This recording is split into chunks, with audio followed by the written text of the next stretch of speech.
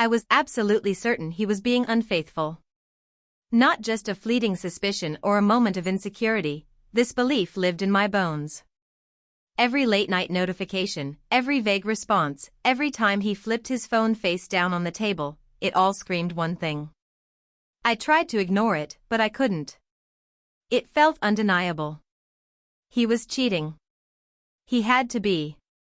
I convinced myself it was intuition, that gut instinct women are always told to trust. But looking back now, I know it was something else entirely.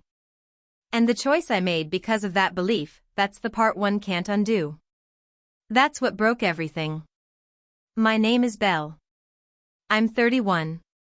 And this is the story of how I shattered the best thing I ever had, because I let suspicion drown out trust. I met Aaron at a board game night hosted by one of my coworkers. I almost didn't show up.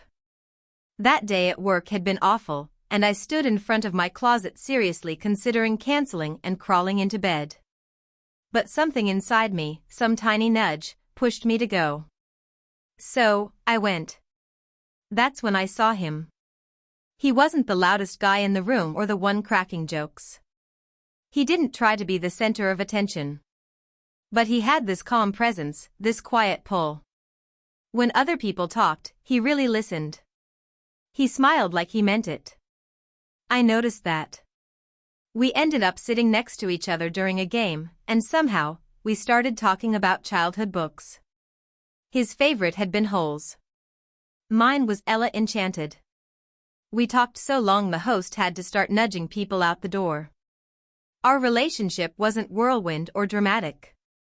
It moved at a steady, thoughtful pace. No breakups, no chaos, just a rhythm built on effort and warmth.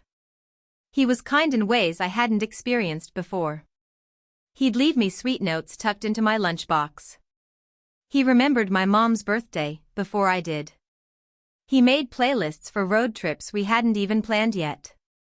He wasn't just dependable, he was comforting, like a home I didn't realize I'd been missing. 2 years in, we got married. Nothing flashy, just a simple ceremony surrounded by people we loved, and promises we truly meant. Life felt full. Joyful. Safe. And then, about 9 months ago, things shifted. Not suddenly. Not loudly. But enough to notice. Aaron started working late.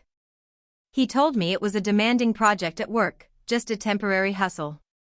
But he'd come home worn out, drained. We still had dinner together, but we talked less.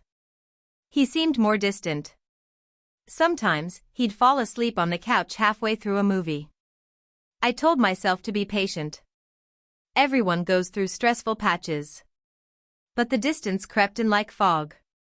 He still did thoughtful things, washed dishes, offered me the last slice of pizza, but the emotional closeness, the intimacy that ran underneath everything, began to thin. It felt like a thread stretching too far. I kept wondering how long it could hold. Then one night, I saw a message light up on his phone while he was in the shower. It was from someone saved as T. The message read, "Looking forward to tomorrow." And there was an emoji. My entire body went cold.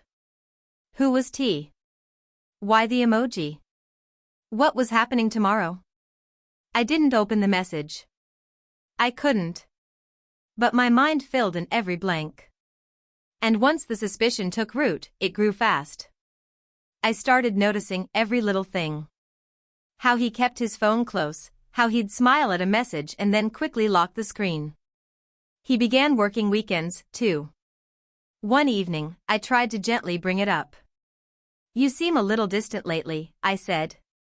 "I'm just tired, Bree," he replied. "The project's been intense. It'll settle down soon.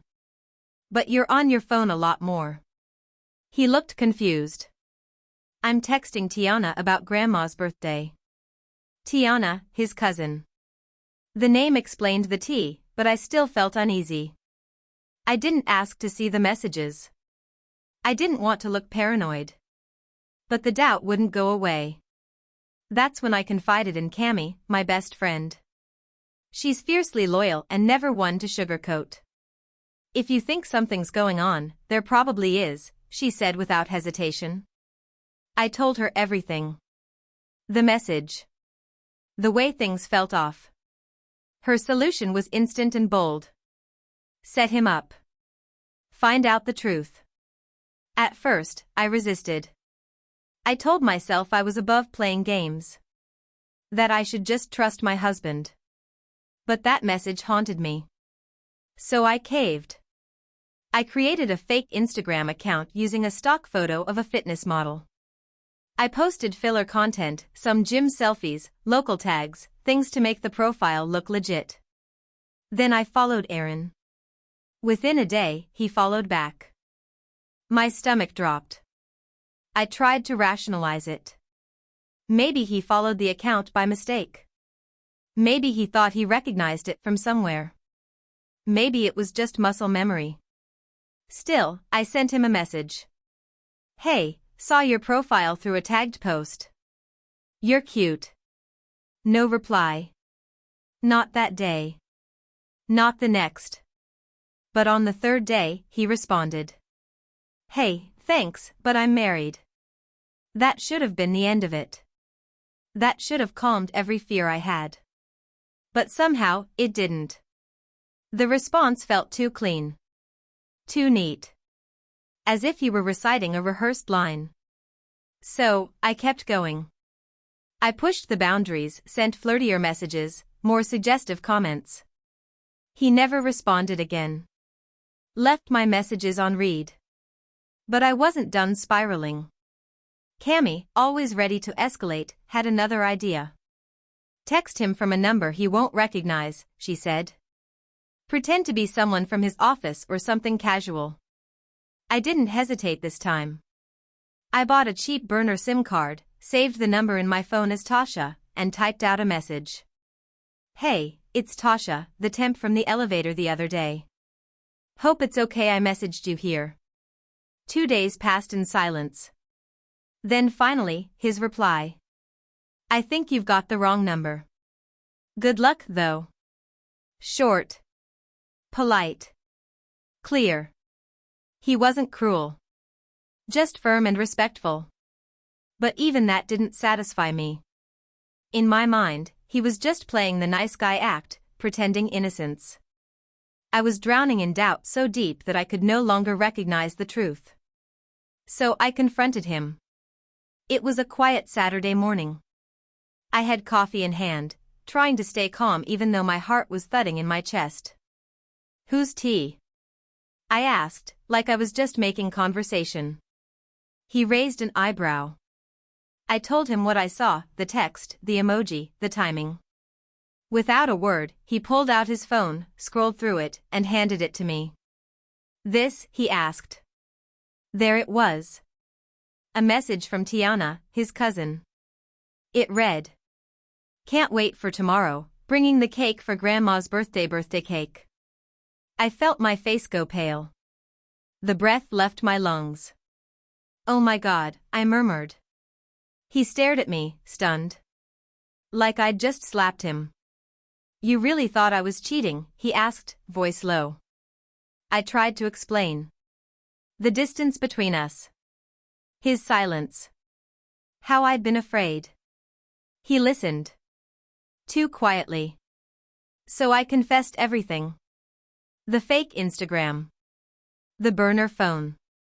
The messages. That Cammy helped. He leaned back, rubbed his face, exhaled slowly. Babe. What were you thinking? He whispered. I was scared, I said. My voice barely audible. I thought I was losing you. He didn't get angry. He just looked at me with heartbreak etched into every line of his face. Not rage, just sadness. A raw, quiet kind of grief. You could have just talked to me, he said. But instead, you tested me. Set traps. You chose suspicion over trust, even when I gave you no reason to doubt me. He moved out 2 days later. There was no screaming. No door slamming. Just a suitcase, a quiet goodbye, and a look I'll never forget. I need space, he told me. I don't know if I can do this anymore. I tried everything. Texts. Voicemails. I wrote a long email pouring my heart out, explaining, apologizing, begging. He replied once. I need to protect my peace. Please respect that. And that was it. It's been 6 weeks now. I haven't seen him since. The apartment feels hollow without him. I still hear his laughter echo in rooms he hasn't stepped into in weeks. I sleep on one side of the bed and wake up reaching for someone who's not there. I spoke to Cammie recently, told her how deeply I regret all of it. She tried to comfort me, but I saw the guilt in her eyes. Even she knew I'd gone too far. And maybe I did. Because when I finally took a long, hard look at myself, I saw the truth. It wasn't really about Aaron. Not about him being unfaithful. It was about my fear. The fear of not being good enough. The fear of losing someone who actually loved me. So I ruined it before it could fall apart, only to make it fall apart myself. I check his Instagram sometimes. He hasn't blocked me. He just doesn't post much. But when he does, he looks okay. Better than I thought he would. A mutual friend told me he's started therapy. That hit differently. Like a soft, invisible wound reopening. He's healing. And I'm unraveling. The worst part is, I still love him. More than ever. And I would give anything to rewind. To choose trust over fear. To speak to him instead of testing him. To believe in his love, instead of searching for reasons to doubt it. But this is where I am now. This is the bed I made. And I have no choice but to lie in it.